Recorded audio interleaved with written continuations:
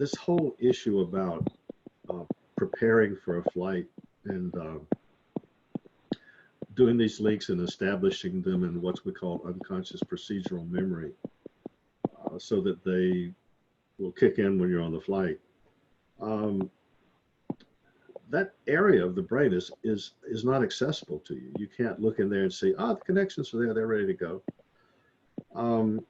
So it occurred to me that an experience I had years ago when I was learning to fly shed some light on this. When I was first learning to fly in the Air Force, I had an instructor who was a real son of a bitch. The guy had a vocabulary that would make a sailor blush. And you get in the plane with him and he would yell and curse and tell me, what the hell are you trying to do? Kill us? Stuff like that. You know, for the entire hour that we were in the air, it was hell. And so that was the first flight I did with him. And I figured, okay, I just got to really study hard and see if I can do better the next flight.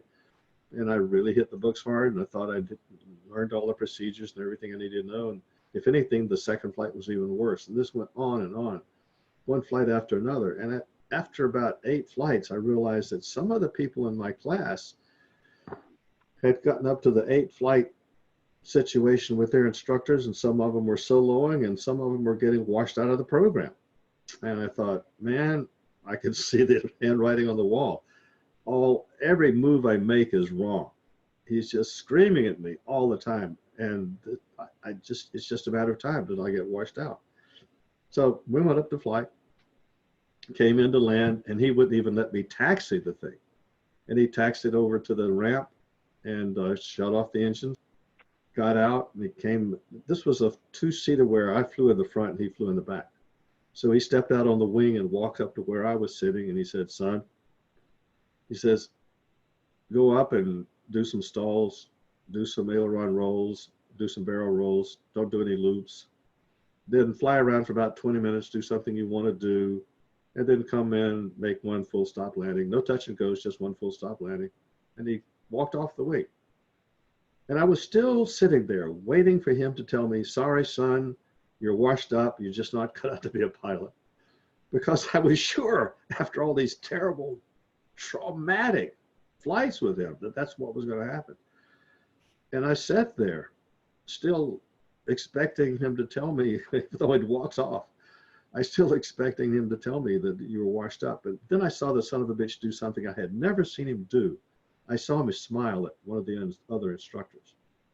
And it sort of broke the trance. And next thing I know, I'm starting up the engine, taxiing the plane out, doing my radio call to the tower, taking off, going up and doing the stuff like on autopilot. He said, do some stalls, do some old aileron rolls, do some barrel rolls. And so I did all this stuff.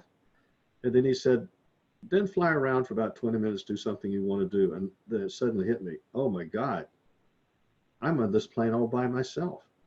And I don't know how to do it, because here's the deal. He had told me for all 8 flights through the entire time that I did not know what I was doing. So intellectually, I knew I didn't know how to land the plane.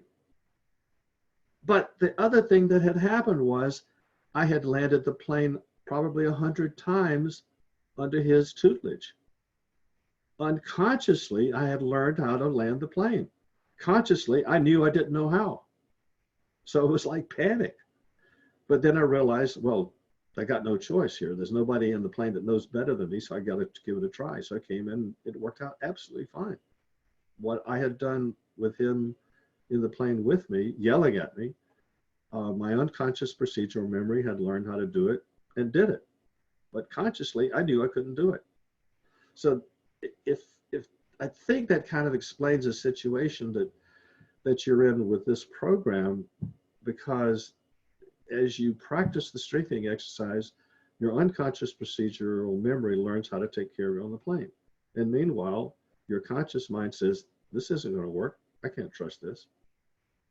No, does that make any sense to anybody? Yeah, that's a great analogy. I get that. Okay, good. I have to write it down. Me as well.